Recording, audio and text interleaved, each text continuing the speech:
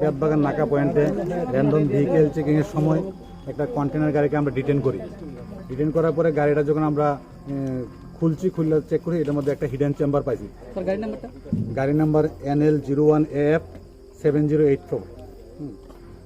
যখন চেম্বার পাইছি তখন আমরা ডিসিএম সাহেবরে ইনফরমেশান দিছি এবং ডিসিএম সাহেব আসার পরে ওনার প্রেজেন্সে আমরা চেম্বারটা ব্রোকেন করলাম। ব্রোকেন করার পরে এটার ভেতর থেকে টোটাল 94 প্যাকেট ড্রাই গাঞ্জা আমরা রিকভার করছি। Market value approx 1 crore। Sir কারে ডিটেন করতে পারছেন গাড়ির সাথে? গাড়ির ড্রাইভারকে আমরা ডিটেন করছি। এর নাম হলো রাহুল কুমার মাহাতো।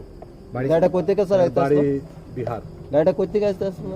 গাড়িটা আগরতলার দিক থেকে আমবাসার দিকে আসছিল। আসার পথে